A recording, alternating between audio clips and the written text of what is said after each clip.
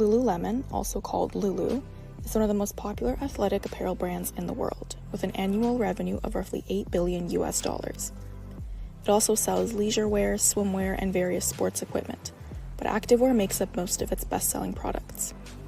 Over the past 3 years, Lulu's ads and marketing have increasingly focused on the company's environmental commitments, by both explicitly telling consumers about them on their website, and by incorporating tons of nature-based content into promotional images and videos. But almost as soon as Lulu started bombarding consumers with this marketing, articles and reports started popping up to question and debunk Lulu's wholesome, sustainable image. This leads to the question: is Lululemon's activewear actually championing ethical and sustainable practices? And is the company as green as it claims? Or is the company simply benefiting from greenwashed marketing while not taking its sustainability claims seriously? Let's look into it. Lulu is very transparent about its ambitious environmental goals, most of which are outlined in the Be Planet section of its impact agenda, which is a strategy Lulu started releasing in 2020 outlining its long-term plan to become more sustainable. The Be Planet section outlines Lulu's specific goals in 5 areas: product and material innovation, circularity and guest models, climate action, waste and packaging, and water and chemistry. The goals listed are fairly specific, such as reducing single-use plastic packaging by at least 50% per unit by 2025. Website viewers can explore these goals in more detail and read up on specific actions Lulu plans to take to achieve them, though very few details are offered on how exactly actions will be reached. The site also lists a few goals whose deadlines passed 1 to 2 years ago, yet I couldn't find any updated information about them. Lulu also started publishing impact reports in 2020, which outlined the company's progress towards goals listed in its impact agenda. The most recent report was published in July 2023, and its Be Planet section outlines the importance of environmentally sustainable fashion and once again describes Lulu's goals and some steps it plans to take. The report is also used to outline the progress Lulu made over the year, which is apparently slow but steady. For example, the report claims Lulu increasingly uses recycled materials like polyester and rubber, but there are no explanations offered for why certain materials are recycled less than in previous years.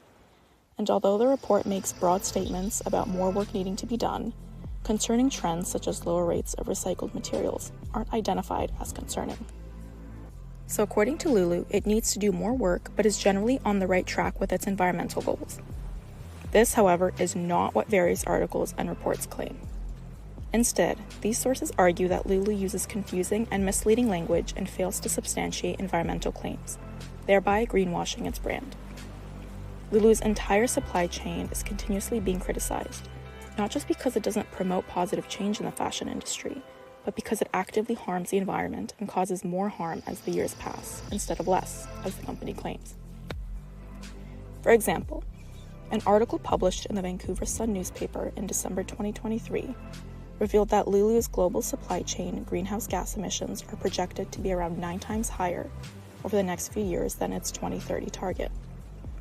This article cited a 2023 report by the grassroots environmental organization Stand Earth, which lists Lulu as a brand that is not only off track, but actively going in the wrong direction with its climate change commitments.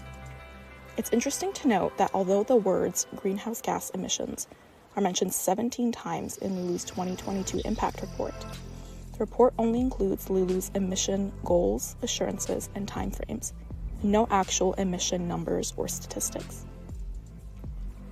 The article also points out that for a company whose branding includes the phrase "Be Planet," Lulu's actions are hypocritical and its marketing is misleading.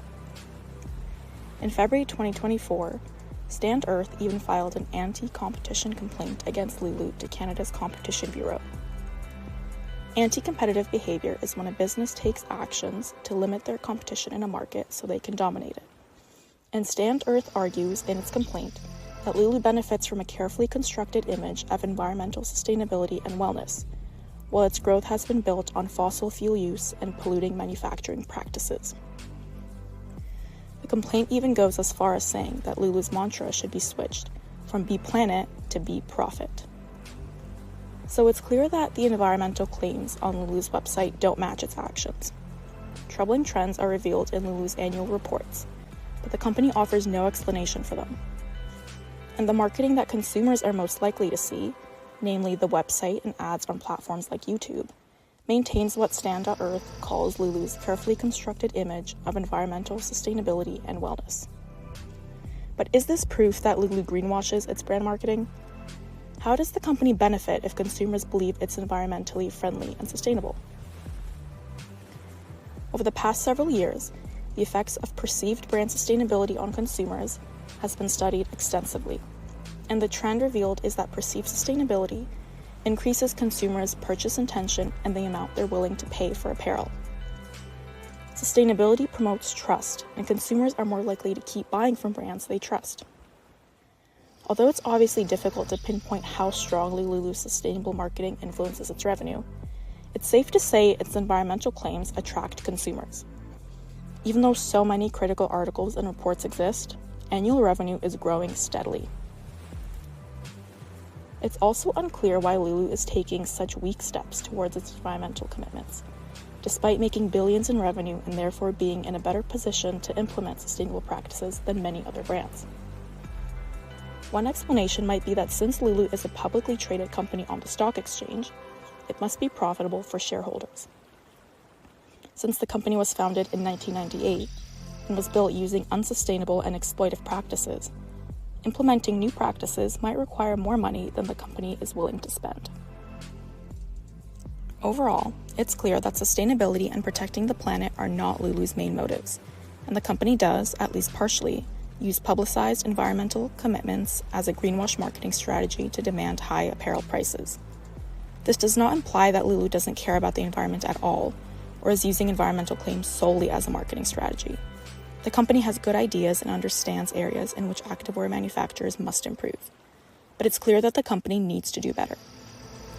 Similarly, consumers need to be aware of the disconnect between Lulu's environmental claims and actual practices, and shop accordingly. Sites like Good On You list lots of activewear alternatives from companies taking concrete steps to limit their environmental impact. Many of these companies offer products similar to Lulu's for similar prices, yet are more honest about their sustainability practices.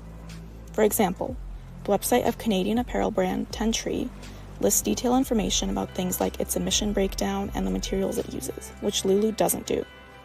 So there are a lot of athletic apparel options available to consumers. Whether they choose to continue shopping at Lulu or stop, this case study should remind consumers to always question and double-check environmental and sustainability claims. Sometimes an athletic apparel company is as green as it claims, but sometimes it's more greenwashed than green.